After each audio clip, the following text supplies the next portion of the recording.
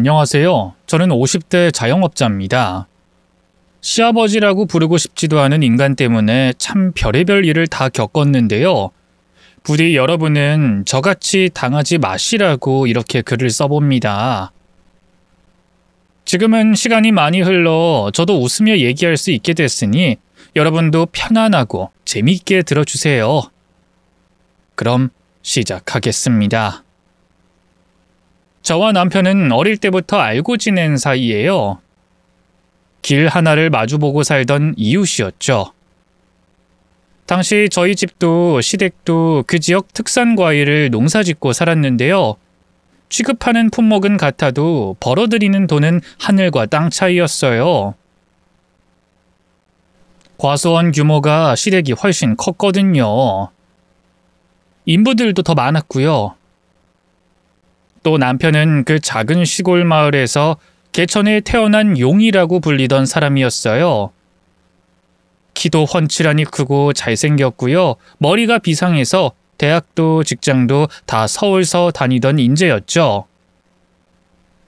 반면 저는 뭐 하나 특출날 거 없는 평범한 계집애였어요.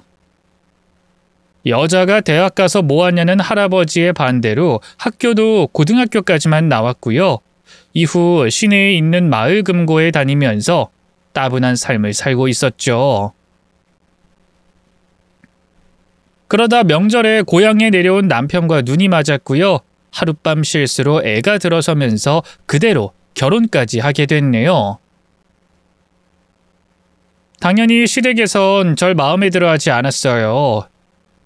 동네 사람들 눈 때문에 어쩔 수 없이 절 며느리로 들이긴 했지만 남편에 비해 여러모로 부족한 게 많은 애라고 생각하셨죠. 특히 시아버지는 대놓고 제게 눈총을 주셨답니다. 제주도로 신혼여행 다녀와 인사드리러 가니 쯧쯧 혀부터 차시더군요. 너도 알겠지만 우리 정식이가 나 닮아서 뭐 하나 빠지는 게 없는 놈이야. 색시도 서울서 아주 대단한 처자를 물어올 거라고 집안 어르신들이 기대가 많았지. 그런데 어쩌다 너 같은 애. 시아버지는 답답하다는 듯이 길게 한숨을 쉬었어요. 그러자 옆에 있던 시어머니가 민망하셨는지 억지 웃음을 지으며 입을 열었죠. 아니 이이가 또 왜 그래요?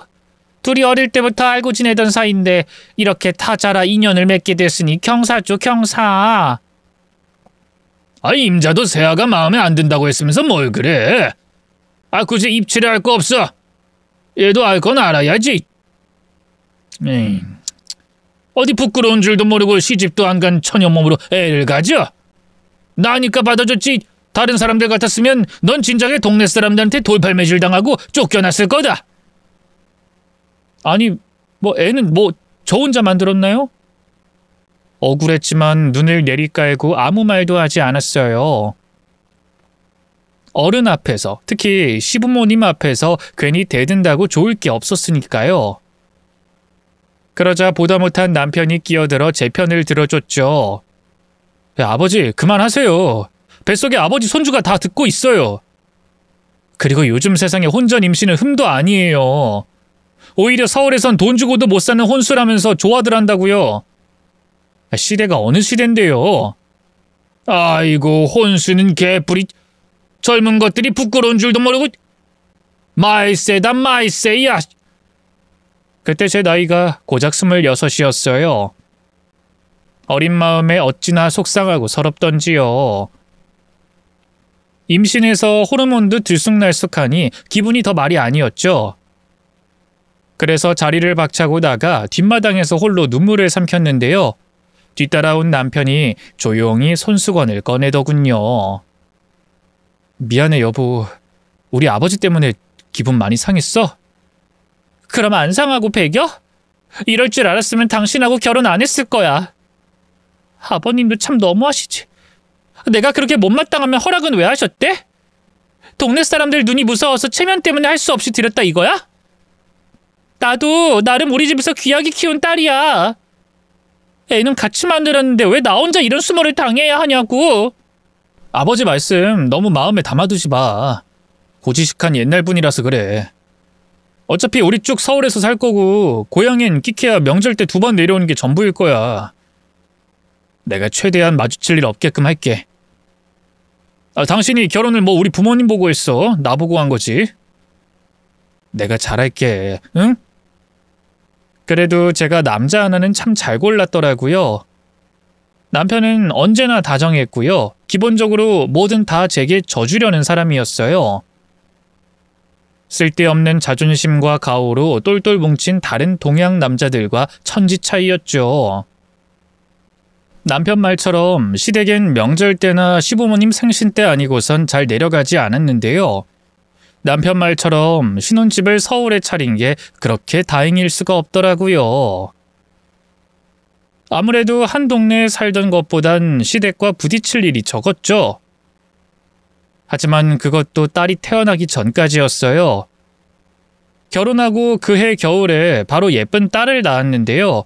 병원까지 한달음에 달려온 시아버지는 절 보자마자 노발대발하셨어요. 아들을 못 낳았다는 게 그 이유였죠. 아니 내가 고작 기집애 보려고 기차 타고 이 먼 거리를 달려온 줄 알아? 내가 애초에 이 결혼을 왜 허락했는데? 그래도 우리 김씨감은 장손 낳아줄 거란 기대 하나로 받아준 거 아니야? 아유 또 그런다. 애를 하나만 낳고 끝낼 것도 아니고 큰딸은 살림 미천이라잖아요. 둘째는 아들 낳으면 되지 뭘 그래요. 이리 와서 애기 얼굴이나 좀 봐봐요. 정식이 닮아서 그런가 눈매가 아주 진하네. 에이, 꼴 보기 싫으니까 저리 치워. 어디 대낮부터 재수없게 기집애 얼굴을 들이밀어. 시아버지는 시어머니가 애를 들이밀자 그대로 팍 밀쳐버렸어요. 그 힘이 어찌나 세던지 갓 태어난 딸애가 그대로 자지러지게 울음을 터뜨렸고요. 놀란 저는 아픈 몸을 부여잡고 벌떡 일어났죠. 아버님, 지금 뭐 하시는 거예요? 애를 그렇게 막 밀면 어떡해요? 시아버지는 당황한 것도 잠시, 이내 적반하장식으로 불같이 화를 냈어요. 아니 어디 감히 시애비 앞에서 두 눈을 동그랗게 뜨고 대들어? 네가 아주 드디어 미친 거냐? 어? 그게 아니라 아버님이 먼저 애를 밀치셨잖아요. 그러다 다치기라도 하면 어쩌려고. 고추도 없이 태어난 것이 좀 다치면 어때서? 너 내 말 똑바로 듣거라. 이듬해엔 꼭 아들 낳아야 돼. 알겠어? 애초에 니까짓 게 우리 김씨 가문에 시집올 수 있던 것도 그것 때문이라고. 내가 너한테 유일하게 기대하는 건 그것뿐이니까 이 다음엔 꼭 제대로 해내거라. 알겠냐? 시아버지는 윽박지르다시피 제게 손주낳길 강요했어요. 원래 시아버지가 뭐 하나에 꽂히면 집요해지는 구석이 있거든요. 그날 이후 거의 매일같이 서울로 올라와 저희 집을 기습 방문하셨어요. 용한 집에서 따로 지어왔다는 수상한 보약부터 역겨운 산짐승 피까지. 뭐가 아들 낳는데 좋다더라 하는 말만 들으면 바로 가져와 제게 먹이셨죠. 그냥 택배로 붙이면 제가 안 먹을까봐 직접 와선 감시를 하셨네요. 그러면서 제가 살림살이 꾸려나가는 꼴을 또 곱게 두고 보지 않으셨죠. 아니 냉장고가 뭐가 이렇게 더러워? 너 집에서 살림은 제대로 하고 있는 거 맞냐? 죄송해요 아버님. 요즘 샛별이 때문에 너무 정신이 없어서. 애가 새벽에 수시로 깨니까 저도 통 잠을 못 자서요. 참나, 어디서 애 핑계를 대? 누군 애 안 키워본 줄 알아? 우리 집사람만 해도 정식이 낳고 키우면서도 집안일에 한치도 소홀함이 없던 사람이야. 내 밥도 꼬박꼬박 챙겨줬고 바닥에 머리카락 하나 떨어져 있는 걸 두고 안 봤다고. 애 키우는 게 힘들어봤자 아무런 밖에서 일하는 것보다 더 힘들겠어? 네가 게으른 걸 괜히 애 핑계대지 말고 똑바로 해. 이거야 원. 정식이 이놈의 자식 피죽도 못 얻어먹고 다니는 거 아니여? 시아버지는 본인이 육아를 해본 것도 아니면서 말을 참 쉽게 했어요. 하지만 아이 키워본 분들은 아시잖아요. 애들, 특히 신생아들은 얼마나 손이 많이 가요. 새벽에도 수시로 깨서 젖을 물려야 하는데 집안일은 무슨. 잠시라도 틈이 나면 쪽잠을 자야 그나마 버틸 수 있었는걸요. 어쨌든 시아버지의 잦은 방문은 제게 큰 스트레스였어요. 오면 잔소리에 막말 폭격이 꼭 따라왔고요. 아무래도 집에선 애 모유도 먹여야 하니까 좀 편한 차림으로 있고 싶은데 시아버지가 오면 그럴 수가 없으니 너무 힘들었죠. 남편이 중간에서 중재도 해봤는데요. 워낙 막무가내인 분이라 그것도 별 소용이 없었네요. 정말 남들은 시어머니 시집살이 때문에 난리라던데 저는 시아버지의 괴롭힘에 못 살겠더라고요. 그나마 시어머니는 그런 시아버지의 성정을 알아서일까요? 오히려 저를 안쓰럽게 여기면서 챙겨주는 쪽이었어요. 늘 제게 미안하다, 조금만 더 참거라 사과하고 달래주는 역할이었죠. 그러다 시아버지와 완전히 척지는 사건이 발생했어요. 그날도 어김없이 시아버지가 집으로 찾아왔는데요. 뭐 또 아들 낳게 해준단 보약을 내밀면서 그러더군요. 내가 한방역에서 이거 받아온다고 새벽같이 일어나서 땡땡시까지 다녀왔어. 세상에 이런 시아버지가 있다는 걸 복으로 알거라. 아, 네 아버님 감사합니다. 잘 먹을게요. 막 지어온 거니까 얼른 한 사발 데워 먹거라. 좀 이따 먹을게요. 어허이, 그래놓고 또 냉장고에만 처박아 두려고? 네가 그따위로 나오니까 아직도 애가 안 들어선 거 아니야? 얼른 당장 먹지 못해? 시아버지의 강요 아닌 강요로 저는 결국 약봉지를 하나 뜯어 전자레인지에 데웠어요. 근데 한 입 먹자마자 바로 토끼가 올라오더군요. 아버님 이거 뭐예요? 냄새가 너무 역한데 도저히 못 먹겠어요. 그럼 약이 쓰고 역하지 어디 달고 맛있으면 약이겠냐? 눈 딱 감고 한 번에 들이켜. 아니요, 평소 먹던 약하고 좀 달라요. 이거 뭐예요? 이상해요. 안 먹을래요. 그러자 시아버지의 눈매가 바로 치켜 올라갔어요. 어디 시애비가 새벽부터 고생해서 지어온 약을 안 먹겠다고 고집을 부려? 넌 양심도 없냐? 가진 거 하나 없이 맨몸으로 시집 온 주제에 떡두꺼비 같은 아들이라도 낳아주려고 애를 써야지 뭐? 안 먹어? 건방진년, 네 애미애비가 그리 키웠냐? 급기야 시아버지는 저희 부모님까지 모욕하기 시작했어요. 자식 교육을 엉망으로 시켰다는 둥, 그러니 그리 없이 산다는 둥. 괜히 저 때문에 부모님까지 욕먹이는 것 같아 너무 마음이 안 좋았네요. 알겠으니까 진정하세요, 아버님. 먹을게요.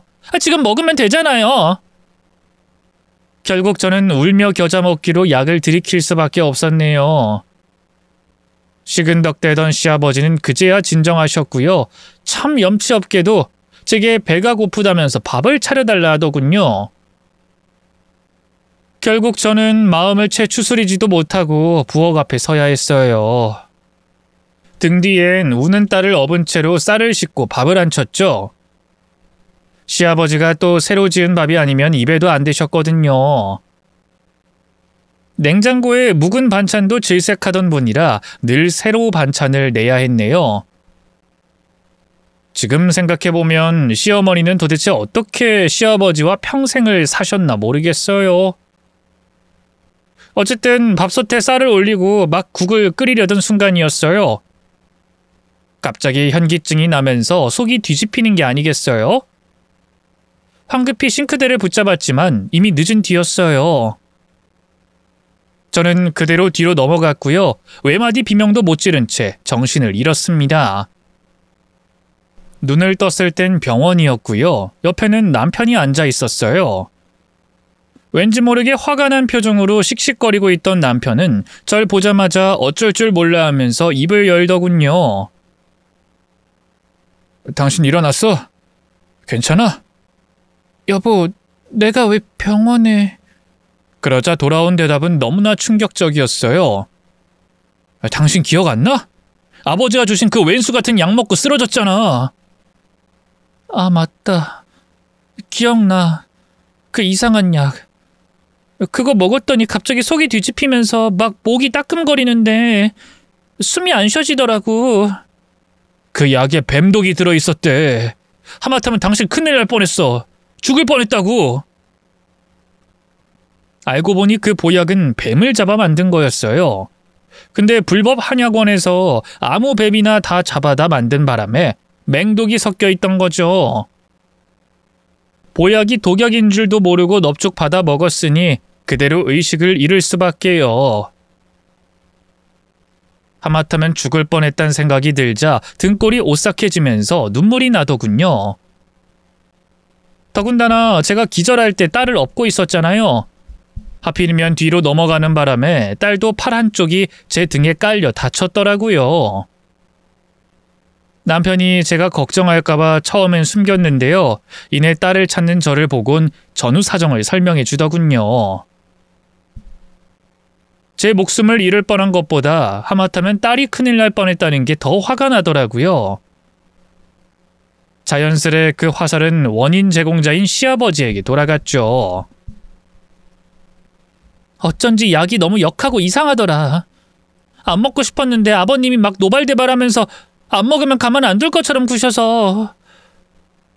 정말 너무하신 거 아니야? 내가 뭘 그렇게 잘못했다고. 아버님은 날 사람으로 본 것 같지도 않아. 그냥 김씨 집안 장손 낳아줄 기계, 딱 그렇게만 취급하시는 것 같다고. 당신 마음 알아. 아버지 불같은 성격 아니까 내가 괜히 끼어들어봤자 더 상황만 악화된다 싶어서 두고 봤던 건데 이대로는 안 되겠어. 내가 아버지한테 얘기해서 다시는 우리 집 못 찾아오게 할게. 그동안 신경 못 써줘서 미안해 여보. 내가 너무 무심했어. 잘못한 건 시아버지인데 사과는 남편이 대신하더군요. 남편이 말과는 달리 그동안 시아버지와 제 사이를 중재하려고 얼마나 많이 노력했는데요. 그래서 남편에 대한 원망은 조금도 없었고요. 그저 시아버지를 보고 싶지 않다는 마음만 가득했네요. 시아버지는 뻔뻔하게도 병문안 한번 오질 않았어요. 그리고 제가 퇴원한 지 일주일쯤 됐을까요? 갑자기 전화가 걸려오더군요. 너 정식이한테 도대체 뭐라고 한 거야? 뭐라고 했길래 정식이 이놈이 애비랑 연을 끊겠다는 말을 해? 네? 아버님 갑자기 그게 무슨... 정식이가 한 번만 더 서울로 찾아오면 가만 안 두겠다잖아. 애비가 아들 집 찾아가는 게 뭐가 문제라고? 너지? 네가 지난번에 그 보약 일로 정식이한테 여우같이 술을 쓴 거지? 아버님 일단 진정하시고. 내가 진정하게 생겼어? 너 인연, 내가 뭐 일부러 알고 그걸 너한테 먹였냐? 그러게 애초에 네가 아들을 낳았으면 되는 거잖아. 왜 쓸모도 없는 계집애를 낳아선 사람을 이렇게 골탕 먹여? 두고 봐라. 너 인연, 내가 이대로 가만히 있을 것 같아? 시아버지는 도무지 대화가 통하는 상태가 아니었어요. 혼자 흥분해선 계속해서 욕설만 쏟아내더군요. 결국 저는 전화를 끊을 수밖에 없었고요. 두려운 마음에 남편에게 전화해 상황을 설명했네요. 그러자 남편은 시아버지 번호를 차단하고 집에 찾아와도 절대 문 열어주지 말라 하더군요. 내가 좀 세게 말했어. 안 그럼 들어먹을 양반이 아니라. 나한텐 아무 말 못하시더니 또 당신한테 연락해선 그러네. 우리 아버지지만 정말... 아무튼 걱정하지 마 여보. 좀 진정되면 아버지도 괜찮아질 거야. 계속 당신한테 그러면 난 연끈을 각오까지 하고 있고. 뭐? 아무리 그래도 부모 자식 사이인데. 됐어. 아버지가 나한테 해준 게 뭐가 있다고. 평생 술 먹고 노름만 하던 양반인데. 자식된 도리는 어머니한테만 하면 돼. 당신도 신경 쓰지 마. 처음 당신한테 막대할 때 그때부터 아이 연을 끊었어야 하는데. 그 뒤로 저는 두려움에 떨면서 하루하루를 보냈어요. 시아버지 불같은 성격에 혹시라도 찾아와 해코지를 하는 건 아닐까 너무 겁이 났죠. 돌아오는 명절에도 시어머니에게 양해를 구하고 가지 않았네요. 물론 남편도 마찬가지였고요. 가끔 시어머니가 서울로 혼자 올라오셔서 저희 부부와 시간을 보내는 게 전부였죠. 시아버지가 먼저 굽히고 들어왔다면 관계가 회복될 수도 있었을 텐데요. 이쯤 되면 이제 이 사연을 듣고 계신 분들도 저희 시아버지 성정을 아시겠죠? 꺾여 부러질 망정 절대 아들과 며느리에게 숙이고 들어올 뿐이 아니라는 걸요. 그렇게 평생 시아버지를 안 보고 살게 될 줄로만 알았는데 사람 일이라는 게 참 어떻게 될지 모르는 거예요. 그 뒤로 나름 평탄하게 굴러가던 저희 집안에 생각지도 못한 불행이 찾아왔어요. 바로 시어머니의 대장암이었죠. 발견됐을 땐 이미 상당히 진행이 된 상태여서요. 당장 병원에 입원해 수술받고 항암 치료를 진행해야 했는데요. 이 돈도 돈이지만 간병인이 문제였어요. 시아버지는 과수원 일을 핑계대며 나몰라라 했고요. 시누이도 결혼해서 해외에서 살고 있었거든요. 남편도 직장을 다니고 있었으니 꼼짝없이 제가 해야만 했죠. 그쯤엔 딸도 학교에 들어가서 제법 여유 시간이 있었거든요. 처음엔 남편도 간병인을 쓰자고 했는데요. 몰랐는데 간병인 고용비가 장난이 아니더군요. 아픈 사람 곁에 하루 종일 붙어 있는 거니까 시급으로 계산하면 그게 얼마겠어요. 시어머니가 따로 들어둔 보험도 없는 데다 그쯤엔 시댁 경제 상황이 많이 안 좋은 상태였어요. 시아버지가 하필이면 노름에 빠져서 대부분의 땅을 다 팔아치워버렸거든요. 그나마 남아있는 밭에서 난 사과도 몇 년 새 가격이 급락해 빚이나 안 지면 다행인 상황이었고요. 그래서 모든 병원비를 남편이 부담할 수밖에 없었는데요. 거기에 간병인 비용까지 얹어지니 남편이 내색은 안 하지만 참 난감해하는 눈치였죠. 평생 제게 헌신적이었던 남편이었기에 도저히 모른 척할 수가 없었네요. 제가 시어머니와 사이가 나쁜 것도 아니었고요. 여보, 그냥 어머님 내가 돌볼게. 다른 사람 손 타느니 그게 낫잖아. 당신도 알겠지만 아픈 사람 돌본다는 게 보통 일이 아니야. 간병인 효자 없다는데 어떻게 그 힘든 일을 당신한테 맡겨. 그치만 돈이 많이 들잖아. 당신 월급 빤하고 요즘 과수원 농사도 옛날 같지 않은데 그냥 내가 할게. 나 요즘 집에서 살림만 하던 차라 안 그래도 몸이 근질근질했어. 고향 내려가서 오랜만에 친정 부모님 얼굴도 보고 좋지 뭐. 장인어른 장모님 뵙고 싶으면 그냥 내려가. 어머니 간병은 내가 좀 더 알아볼 테니까. 주말에 대리 일이라도 뛰어서 돈 마련하면 돼. 당신 요즘 안 그래도 계속 야근해서 죽으려고 하잖아. 근데 무슨 대리 일이야. 하다가 정 힘들면 내가 또 얘기할게.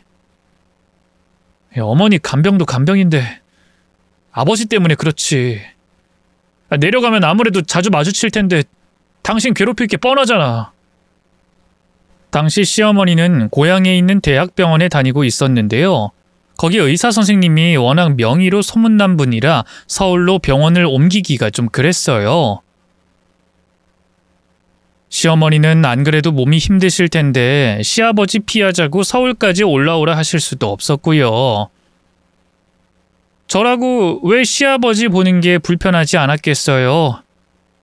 하지만 당장 시어머니가 암인데 그런 걸 가릴 처진가요 뭐. 결국 저는 남편과 상의 끝에 시댁으로 내려갔어요. 딸애는 잠깐 친정에서 맡아주기로 했고요. 저는 시어머니 간병과 시댁 살림 돌보는 것에 힘을 썼죠. 남편이 시아버지에겐 따로 단단히 엄포를 놓겠다고 했는데요. 그 때문인지 시아버지는 절 보고도 별다른 말이 없더군요. 물론 시어머니 돌보면서 끼니마다 새 밥에 새 반찬 내놓는 건 여전히 곤욕이었지만요. 그래도 괜찮았어요.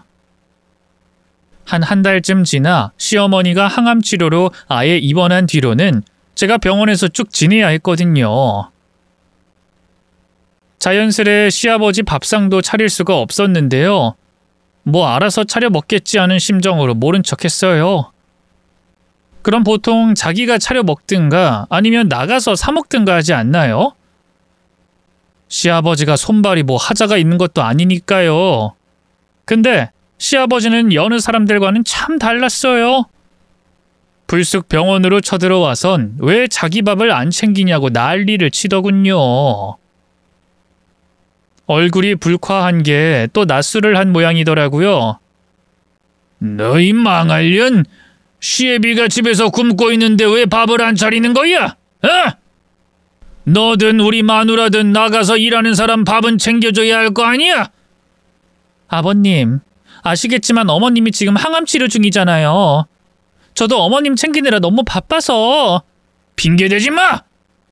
아들도 하나 못 낳은 년이 뭐가 잘났다고 또 입을 놀려? 그 간사한 현울림으로 또 누굴 곤욕 치르게 하려고. 귓말할 거 없고 당장 집으로 와서 밥이나 차려. 글쎄 못한다니까요? 어머님이 지금 거동이 불편하셔서 제가 옆에 딱 붙어 있어야 해요. 그리고 병원에 이렇게 술 먹고 찾아와선 행패 부리지 말아주세요. 다른 사람들에게도 민폐잖아요. 두려웠지만 할 말은 해야겠다 싶어서 입을 열었어요. 그러자 일순 시아버지의 눈에 불꽃이 튀었는데요. 아차 하는 순간 시아버지가 달려와 제 뺨을 때리더군요. 늙었어도 남자는 남자라서 그런가 일반적인 싸대기와는 차원이 달랐어요. 어마어마한 통증에 눈물이 팽 돌았고 입에선 비릿한 피맛까지 느껴졌죠. 겁에 질려 그대로 도망치려는데 시아버지는 그대로 달려들어 마구 저를 때리기 시작했어요. 아버님 이러지 마세요. 정신 차리시라고요. 내 정신은 멀쩡하다 이년아. 진작에 이렇게 때렸어야 돼. 여자는 3일에 한 번 패야 한다는 조상들 옛말이 틀린 게 하나 없다니까. 살려주세요. 누구 없어요? 여기 사람 좀 살려주세요. 시아버지의 눈은 이미 맛이 가 있었어요. 저는 겁에 질려 살려달라 외쳤고요. 다행히 병원 데스크에 있던 간호사들이 달려와 시아버지를 말렸네요. 힘으로는 상대가 안 돼 병원 경비원들까지 출동했죠. 경비원들 손에 끌려 나가면서도 시아버지는 여전히 씩씩댔고요.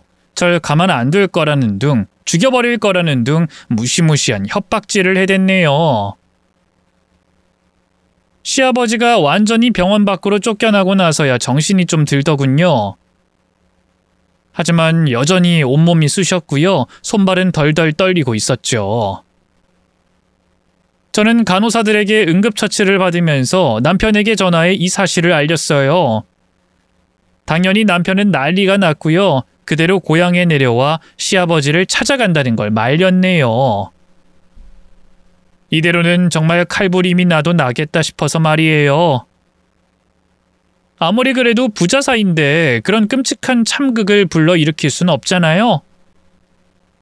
하지만 시아버지의 만행은 거기서 끝이 아니었어요. 제가 가장 비극적인 순간을 맞이했을 때 찾아와 위로는커녕 짐승만도 못한 짓을 저지르셨죠. 도대체 얼마나 더 심한 짓을 했는지 궁금하시죠? 시작은 저희 친정엄마의 교통사고였어요. 빗길에 장을 보러 나가셨다가 뺑소니 차량에 치여 그 자리에서 숨졌죠. 당시에도 전 병원에서 시어머니를 간병하고 있었는데요.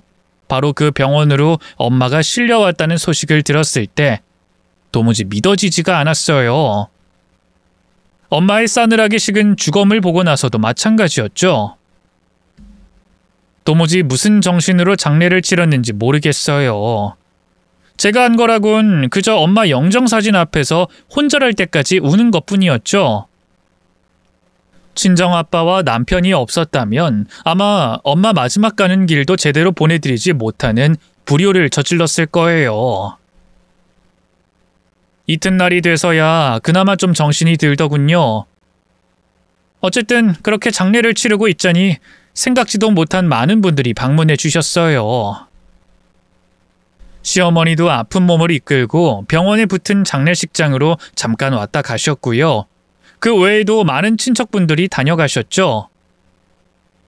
아무래도 시댁도 저희 친정도 동양이다 보니 겹치는 조문객들이 많더라고요. 그분들의 위로를 받으면서 묵묵하니 감정을 추스르고 있었는데요. 갑자기 장례식장 입구 쪽이 소란스러워진다 싶더니만 생각지도 못한 손님이 찾아왔어요. 다름 아닌 시아버지였죠. 시아버지는 혼자가 아니었어요. 바로 옆엔 평소 노름하며 어울리던 친구들 무리가 잔뜩이었는데요. 맘 같아선 안 받고 싶었어요. 그런 제 마음을 눈치챘는지 남편이 달려가 시아버지에게 목소리를 낮춰 말했어요. 지금 뭐 하시는 거예요? 아버지가 여기가 어디라고 하요? 그러나 시아버지는 두 눈 똑바로 뜨고 큰 목소리로 외쳤어요. 왜? 내가 못 올 곳 왔냐? 경사는 몰라도 조사인데. 그럼 사부인이 돌아가셨는데 마지막 가는 길 조문은 해야 할 거 아니야? 날 무슨 경우 없는 사람으로 만들려고. 아이고. 아이 동네 사람들이 뭐라고 생각하겠냐? 아이 그러니까 말이야. 어이 정식이 너 그렇게 안 봤는데 결혼하고 너무 변했어. 네 애비한테 잘해. 이렇게 장례 치르고 나서야 후회하지 말고. 시아버지는 물론 같이 온 무리까지 한마디씩 말을 못했어요. 남편도 친정아빠도 사람들 보는 눈이 있다 보니 더는 뭐라고 하지 못했죠. 결국 그 인간들은 장례식장 안으로 들어와 형식적인 조문을 하고요. 구석진 테이블에 자리를 잡고 술판을 벌이기 시작했네요. 시아버지와 그 친구들 입으로 들어가는 수육이며 육개장이 어찌나 아깝던지 그저 빨리 먹고 가주기만을 바랄 뿐이었네요. 하지만 시아버지는 도무지 갈 생각을 하지 않았어요. 계속 신경 써봤자 나만 손해다 싶어서 저도 그냥 무시했는데요. 조용했던 장례식장이 어느 순간부터 갑자기 소란스러워지는 게 아니겠어요? 소란의 근원지를 찾아 고개를 돌린 저는 너무나 충격적인 광경을 목격했어요. 글쎄, 시아버지가 친구들과 화투판을 벌였지 뭐예요. 입고 있던 양복 상의를 화투판 삼아 판돈까지 벌려놓고 아주 제대로 치더군요. 어이씨구 좋다. 아니 못 먹어도 고. 아유 이놈이 오늘따라 왜 이리 잘 쳐? 글쎄 여기 장례식장 기가 좀 좋은 것 같은데. 아니 우리 사부인이 마지막 가는 길에 나한테 복을 좀 베풀어 주나? 하하하. 아싸 또 붙었고 투고. 시아버지는 눈이 벌게져선 계속해서 화투를 쳤어요. 보아하니 잘 돼가고 있는지 희희낙낙해선 계속 고를 외치더군요. 그 모습을 보고 있자니 어찌나 기가 막히던지요. 안 되겠다 싶어서 앞으로 나서려 하니 남편이 절 말리더군요. 당신은 가만히 있어. 내가 해결할 테니까. 남편은 그대로 시아버지 무리로 다가갔어요. 그리고는 여기서 이러지 마시고 고스톱 치실 거면 나가서 하세요. 하고 말을 걸더군요. 그러자 활짝 웃고 있던 시아버지의 얼굴에 바로 주름이 졌어요. 아니 이 새끼는 근데 하나 있는 지애비를 왜 못 쫓아내서 안달이야? 장례식장에서 뭐 고스톱 치면 안 된다는 법이라도 있냐? 사람들 모이면 좀 칠 수도 있는 거 가지고 왜 유난이야? 또 어머니 시켰지? 그지? 아버지가 지금 하는 건 도박이고요. 낄낄대면서 사돈댁 장례식장에서 이러는 거 부끄럽지도 않습니까? 전 부끄러워요. 제가 아버지 아들이라는 게 너무 부끄럽다고요. 아니 이놈이 근데 내가 뭐 어쨌다고 부끄럽대? 정식이 너 이놈 결혼하고 너무 변했어. 다 전년 때문이지. 그치? 분노하던 시아버지가 또 도끼 눈을 뜬 채로 절 노려봤어요. 한번 물리적 폭력을 당했기 때문일까요? 한심하지만 그 눈빛만으로 사지가 덜덜 떨리더군요. 아무것도 모르는 친정아빠도 뭔가 이상하다 싶었는지 다가와서 절 부축해줬죠. 그 모습을 본 남편이 화가 났는지 더욱더 이새를 악물었어요. 그 사람 탓 그만 좀 하세요. 제가 아버지와 이렇게 사이가 멀어진 건 다 아버지 때문이니까. 허구한 날 엄마 괴롭혀 술 퍼마시고 노름에서 가산탕진해. 아버지가 대체 제게 아버지로서 해준 게 뭡니까? 어쨌든 장모님 장례식장에서 더는 이렇게 아버지와 말 섞고 싶지 않고요. 조문 다 하셨으면 이만 가주세요. 화투를 치든 포커를 하든 나가서 제 눈에 안 띄는 곳에서 하라고요. 남편의 강경한 태도에 결국 시아버지와 친구들은 자리에서 일어났어요. 아무래도 사람들 보는 눈이 있어 더는 어거지를 피우지 못한 것 같더군요. 하지만 그냥 얌전히 사라져주기엔 분이 안 풀렸나 보죠. 나가려던 시아버지가 성큼성큼 제게 다가와선 그러더군요. 어머마, 덕분에 많이 땄다. 이 장례식장이 아무래도 터가 좋은 모양이야. 이럴 줄 알았으면 사부인 저승노잣돈하라고 부조 좀 더 넉넉하게 할걸. 다음에 네 아버지 돌아가실 때도 꼭 불러줘라. 알겠지? 난 이만 간다. 또 보자. 저희 친정아빠가 바로 옆에 있는데 그렇게 조롱하는 시아버지를 보고 있자니 기가 막혔어요. 그 순간 저를 잠식했던 두려움이 싹 사라지고 분노가 치솟아 올랐죠. 저는 나가는 시아버지 등 뒤에 대고 소리를 질렀어요. 지금 뭐라고 하셨어요? 뭐? 아버지 돌아가실 때도 꼭 불러줘? 지금 그걸 말이라고 해? 당신이 그러고도 사람이야? 그러자 시아버지가 바로 휙 몸을 돌리더군요. 뭐? 당신? 지금 너 그건 나한테 한 말이냐? 그럼 당신 말고 또 누가 있어? 참, 이게 봐줬더니 자꾸 기어오르네. 어디 셰비한테 당신이니 뭐니 하면서 삿대질을 해? 당신이 나한테 그동안 한 짓을 생각해봐. 이보다 더한 말을 들어도 당신은 할 말 없어. 어떻게 며느리가 모친상을 당했는데 그 앞에서 히히낙낙 고스톱을 쳐? 그래놓고 뭐? 다음에 또 불러줘? 이 미친놈아, 네가 그러고도 사람이야? 급기야 저는 욕설까지 내뱉었어요. 그 말에 흥분한 시아버지가 바로 제게 달려들어 주먹을 날리려고 했는데요.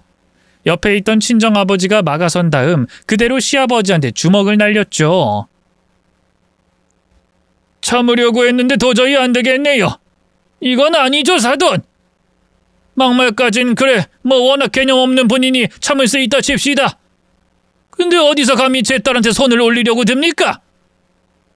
설마 전에도 이렇게 때리신 건 아니지요? 저희 친정아빠가 보기엔 말랐어도 손이 제법 맵거든요. 당황한 시아버지가 또다시 달려들었지만 얻어맞기만 할 뿐 상대가 되지 않았죠.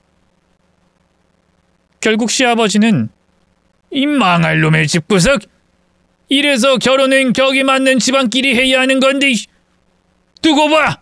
내가 다신 이 집안이랑 상종을 하나!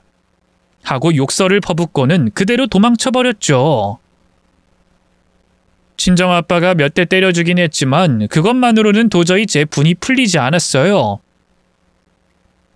다른 것도 아니고 친정엄마 장례식장에서 그따위 만행을 저지른 시아버지를 도저히 용서할 수가 없었죠. 그런 상황에서도 또 다른 비극은 착실하게 찾아왔어요. 바로 이번엔 시어머니가 친정엄마 장례를 치른 지 3일 만에 돌아가신 거였는데요. 병세가 악화돼 언제 돌아가셔도 이상할 게 없는 상황이었지만 죄책감이 들지 않긴 힘들었어요. 제가 친정엄마 장례 때문에 신경을 못 써서 그런가. 죽은 우리 엄마보단 산 시어머니를 더 챙겼어야 하나 온갖 자괴감이 끌어올랐죠. 원칙대로라면 시어머니 장례식 상주는 시아버지가 도맡아야 했는데요. 시아버지는 그 순간에도 술과 노름에 취해 살고 있었어요. 도저히 갱생 불가능한 쓰레기가 된 지 오래였죠. 결국 남편이 상주를 섰고요. 오랜만에 미국에서 온 시누이도 합류해 시어머니 장례를 치렀네요. 시아버지는 시어머니 앞으로 들어온 부의금을 정리할 때쯤 나타났어요. 그리고는 말도 없이 그 돈을 가져가려고 하더군요. 이거 다 우리 마누라 앞으로 들어온 돈 아니야? 그러니까 내가 써야 맞는 거지, 안 그래? 다들 이 돈에 손댈 생각 마. 안 그래도 장례식 비용으로 돈 1,000만 원이 깨졌거든요. 그에 반해 들어온 부의금은 300이 채 안 됐고요. 그러니 부의금으로라도 장례식 비용을 변제해야 하는데 양심도 없이 그걸 가져가겠다니. 정말 어쩜 인간이 이렇게까지 밑바닥일까 싶더라고요. 남편도 더는 상대하고 싶지 않았는지 아니면 시어머니가 돌아가셨다는 충격 때문인지 그냥 마음대로 하라고 두더군요. 나 이제 더는 우리 아버지라고 여기지 않을 거야. 어머니도 돌아가셨겠다. 이대로 연 끊을 거라고. 저런 인간 같지도 않은 인간. 더는 아버지라고 부르고 싶지도 않아. 저런 인간 때문에 우리 어머니는 한평생 고생만 하다 갔어. 늘 강하게만 보였던 남편이 그날 처음으로 눈물을 보였어요. 그런 남편을 보면서 얼마나 가슴이 아프던지요. 친정엄마를 떠나보내고 샘솟았던 시아버지에 대한 분노가 더욱더 견고해졌죠. 저는 남편에게 말했어요. 여보, 나 이렇게 가만히 당하고는 못 있겠어. 당신이 정말로 아버님, 아니 저 인간하고 완전히 연을 끊을 거라면 내가 복수를 좀 해도 될까?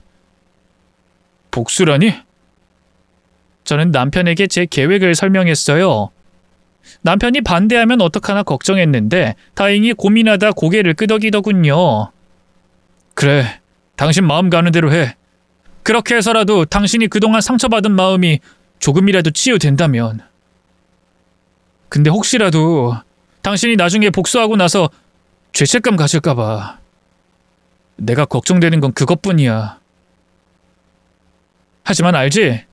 부모된 도리도 못하는 저런 인간 말종에겐 우리도 굳이 자식된 도리 할 필요 없다는 거. 오히려 제 걱정을 해주는 남편에게 얼마나 고맙고 미안했는지 몰라요.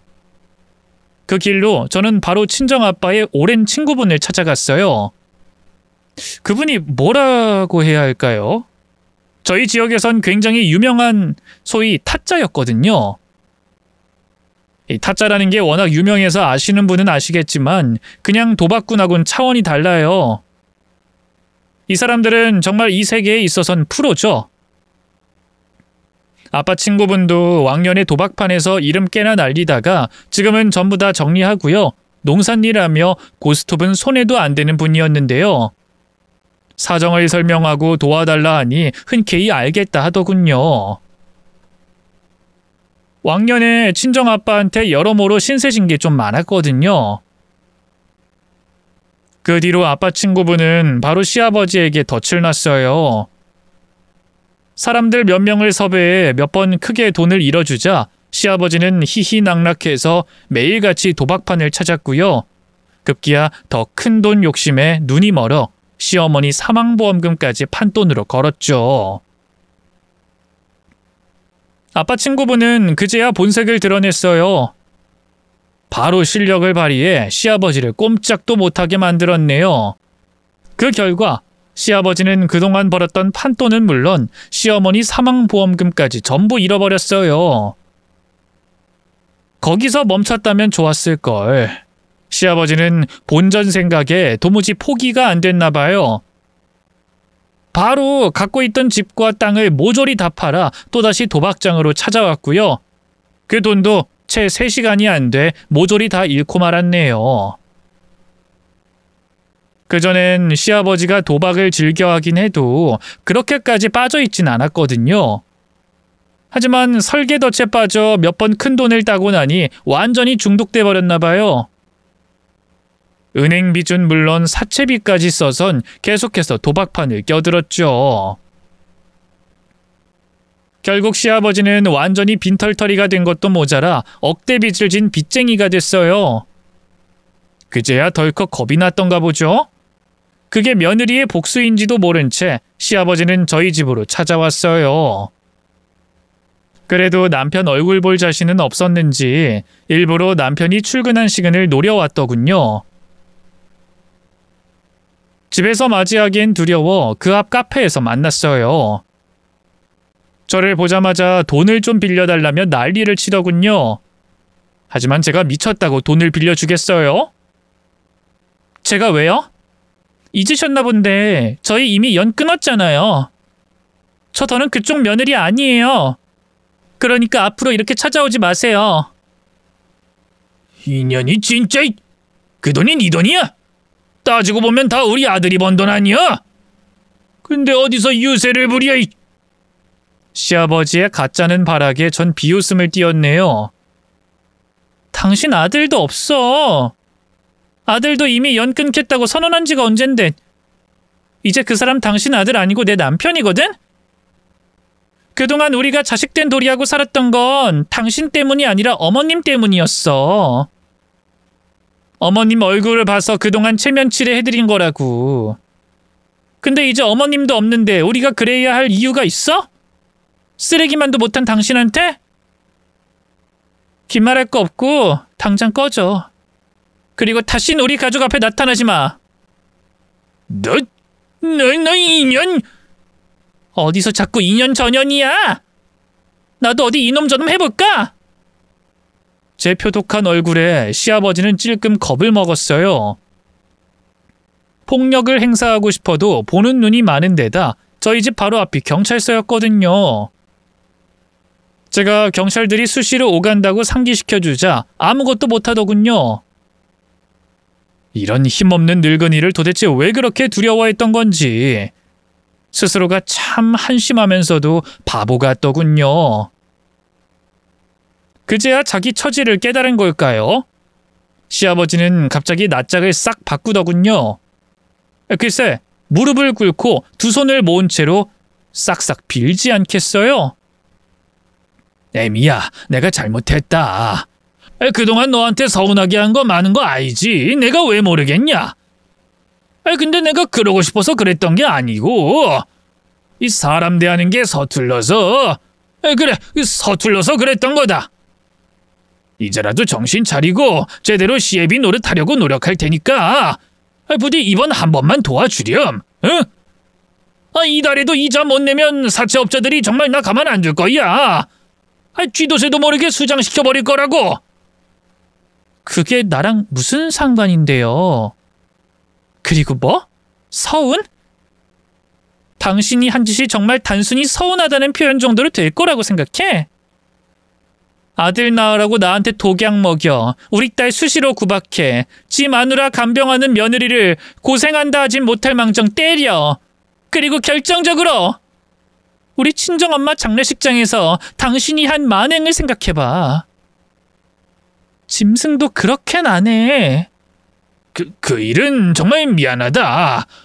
나도 나름 너 시집 오고 나서 우리 정식이랑 멀어진 게 서운해서. 그 보약은 내가 의도하고 먹인 게 아닌데 연까지 끊자고 하니까 나도 맺힌 게 많았다. 괜히 네가 밉고 그래서 일부러 골탕 좀 먹일 생각으로 내가 어른답지 못했다. 다른 것도 아니고 사부인 장례식장에서 그러면 안 되는 거였는데 지금은 깊이 반성하고 있어. 그 증거로 이렇게 무릎 꿇고 사죄하잖니. 웃기고 있네. 당신이 사과하는 건 돈 때문이잖아. 도박빚 때문에. 한 가지 진실을 말해줄까? 당신이 왜 갑자기 도박판에서 그 큰 돈을 잃게 됐는지 궁금하지 않아? 제가 비웃으면서 살살 조롱하자 시아버지의 두 눈이 휘둥그레졌어요. 뭐? 그게 대체 무슨... 당신 요즘 땡땡동에 있는 도박꾼들하고 계속 어울렸지? 그 사람들 다 내가 아는 사람들이야. 의도적으로 당신한테 접근해서 당신 벗겨먹으라고 시킨 거라고. 타짜들이 하는 설계라고 알까 모르겠네? 뭐야? 그게 정말이냐? 그 인간들 찾으려고 해도 이미 진작에 다 튀었을걸? 그리고 증거가 없잖아, 증거가. 내가 굳이 이걸 말하는 건 당신 열받으라고야. 속 긁어주려고. 그러자 시아버지의 얼굴이 시뻘겋게 달아올랐어요. 도대체 그걸 왜 말했냐면서 저를 탓할 분이 있을 것도 같은데요. 십수년간 당할 대로 당해 한을 품어본 분들은 아실 거예요. 모든 진실을 밝히고 상대의 구겨지는 얼굴을 볼 때의 희열을 도저히 포기할 수 없었네요. 너 인연? 내가 그럴 줄 알았어. 기어이 내 앞길을 망칠 줄 알았다고? 내 돈 내놔 이년아. 당장 내 돈 내놓으라고!